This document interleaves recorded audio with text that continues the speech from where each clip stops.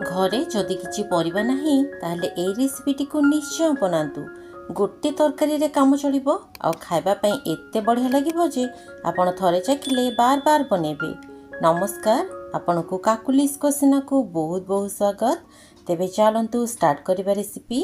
Eighty देखंतु दर्शक बंधु, ए रेसिपीटी को बनाया पई मो अल्प मसूर डाली आ अल्प भजा मुग डाली नेछि। ए सब को प्रथमे हमें धोई नबा आ गोटे कड़ाई रे ढाली दबा। बनैबा पई बेसी तामझाम करिया पई पड़िबनी, खूब शीघ्र बनिजिवो। एठी देखंतु एई डाली रे मु गोटे बड़ कटा पियाज देइछि, ता सहित किछि कटा कंचा लंका आ गोटे कटा टमाटो पकई नेछि। ता सहित गोटे आलू को एभला पतला पतला और लंबा लंबा स्लाइस रे काटिकी इथिरे देदेबा इथिरे स्वाद अनुसार लुण आउ अल्प किछि हळदी गुंडा मध्य पके नबा। आपण जेतिकी राग खाइबे से अनुसार इथिरे किछि लंका गुंडा मध्य ऐड करिवे। ता सहित इथिरे किछि धनिया पाउडर मध्य ऐड करिबा। एबे हमें ए सब को हाथ रे बढ़िया भाव रे चकटी दबा। एठी देखंतु हाथ रे माको बढ़िया भाव रे मिक्स कर दउछि। बेले बेले बेसी किछि तरकारी बनाय पई इच्छा होयनी, आपण ए रेसिपीटी को बनातु, गोटे तरकारी रे काम चली जिवो। एठी देखंतु ए सब को गोळे नेला परे एथिरे हमें दरकार मुताबक पानी दबा।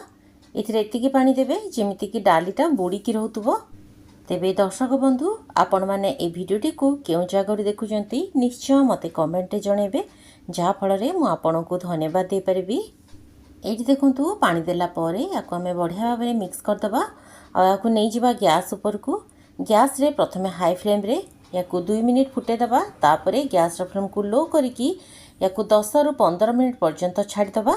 डाली सिझला भितरे एठी देखंतु मु गोटे बाउल रे 5टा अंडा को फटेकी नेछि।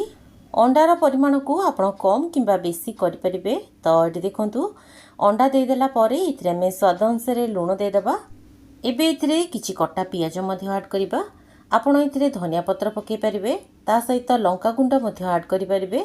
तो मु इथिरे देइनी सिंपल अंडा पियाज और लूण देकी याको बढ़िया भाव रे मु फेंटी नेछि।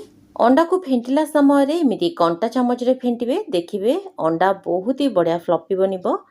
एठी देखंतु अंडा को मु फेंटी नेछि। एबे गैस ऊपर गोटे तावाटे बसेबा।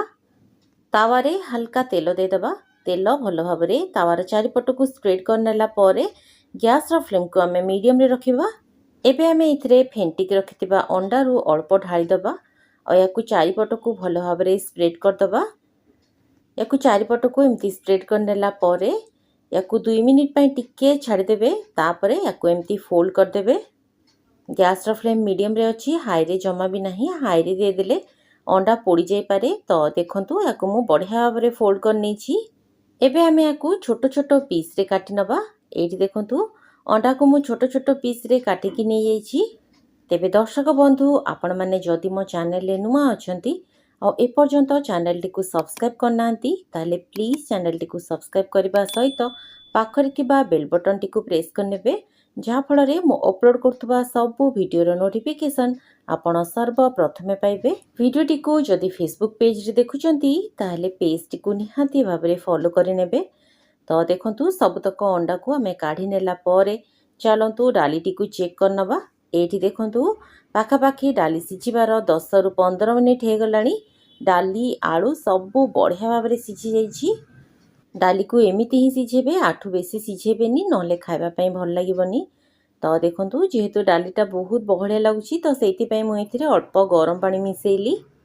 यार कंसिस्टेंसी को आमे बेसी पतला भी करबानी कि बेसी मोटा भी करबानी, एमिति ही रखिबा। तो देखंतु एबे आमे याकु कवर करके याकु साइड रे रखि नबा। जो पैन रे मु अंडा आमलेट करथिली सेई पैनटा पुणी आउथरे नै जाइछि। तो सेई पैन रे दे दबा अल्प किछि तेल। तेल गरम हे गला परे एथिरे हमें किछि कला जीरा पकेबा। कला जीरा भल भाव रे फुटी गला परे एथिरे हमें पके नबा किछि कट्टा रसुण। रसुण रो फ्लेवर एथिरे बहुत ही बढ़िया आसी थाए। तो देखंतु रसुण पके नेला परे एथिरे वासना पई किछि सुखिला लंका ऐड करबा। ता सहित एथिरे किछि कट्टा पियाज मध्य पकेबा। ता सहित एथिरे बढ़िया फ्लेवर आनिया पई किछि ग्रेट करके रखितबा अदा मध्य ऐड करबा। एबे गैस रो फ्लेम को हाई रे रखिकी ए अदा पियाज रसुण को बढ़िया गोल्डन कलर हैला पर्यंत टिके भाजी नबा। एठी देखंतु दर्शक बंधु, पियाज रसुण हल्का भाजी हे गला परे एथिरे बढ़िया वासना आनिया पई मु किछि भुसंग पत्र ऐड करिछि। ଭୃସଙ୍ଗ ପତ୍ର ପକେଇଲେ ବାସ୍ନା ବହୁତ ହି ବଢ଼ିଆ ଆସିଥାଏ। ତ ଦେଖନ୍ତୁ ଭୃସଙ୍ଗ ପତ୍ର ପିଆଜ ସବୁ ବଢ଼ିଆ ଭାବରେ ଭାଜି ହେଇଗଲା। ଏବେ ଆମେ ଏ ଗରମ ଗରମ ତଡ଼କାଟିକୁ ଡାଲିରେ ଢାଳିଦେବା। ଯଦି ଆପଣ ଏଇଭଳି ପ୍ରୋସେସ୍ରେ କେବେ ବନେଇ ନାହାନ୍ତି ତାହେଲେ ନିଶ୍ଚିତ ଭାବରେ ଥରେ ବନେଇକି ଦେଖନ୍ତୁ। ଆଶା କରୁଛି ଆପଣଙ୍କୁ ନିଶ୍ଚୟ ପସନ୍ଦ ଆସିବ। ବନେଇବା ବି ବହୁତ ସହଜ, ଖୁବ୍ ଶୀଘ୍ର ବନିଯିବ ଆଉ ଆପଣ ଗୋଟେ ତରକାରୀ ଲଗେଇକି ଭାତ ଆରାମରେ ଖାଇଦେବେ। ତ ଦେଖନ୍ତୁ ତଡ଼କା ଦେଲା ପରେ ମୁଁ ଆକୁ ବଢ଼ିଆ ଭାବରେ ମିକ୍ସ କରିଦେଇଛି। ଏବେ ଆମେ ଏଥିରେ ଭାଜିକି ରଖିଥିବା ଅଣ୍ଡାଟିକୁ ମିଶାଇବା। ଲାଷ୍ଟରେ ଏଥିରେ ବଢ଼ିଆ ବାସ୍ନା ଆଣିବା ପାଇଁ ପାଖାପାଖି 2 ଛୋଟ ଚାମଚ ଚିକେନ ମସଲା ପାଉଡ଼ର ମିଶାଇବା। ତା ସହିତ ଏଥିରେ କିଛି ଭଜା ଜିରା ଲଙ୍କା ଗୁଣ୍ଡ ଆଡ଼୍ କରିବା, ଯାହାଫଳରେ ଏହାର ବାସ୍ନାଟା ବହୁତ ହି ବଢ଼ିଆ ଆସିବ। ଏସବୁ ମିଶାଇ ଦେଲା ପରେ ଗ୍ୟାସ୍ର ଫ୍ଲେମ୍କୁ ହାଇରେ ରଖିକି ୟାକୁ ପାଖାପାଖି 2 ମିନିଟ୍ ଫୁଟାଇଦେବା। ତାପରେ ଗ୍ୟାସ୍ର ଫ୍ଲେମ୍କୁ ବନ୍ଦ କରିବା।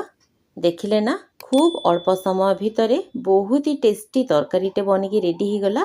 ଆପଣ ୟାକୁ ଗରମ ଗରମ ଭାତ ସହିତ ଖାଆନ୍ତୁ, ରୁଟି ସହିତ, ପରଟା ସହିତ ଖାଆନ୍ତୁ, ବହୁତ ହି ବଢ଼ିଆ ଲାଗିବ।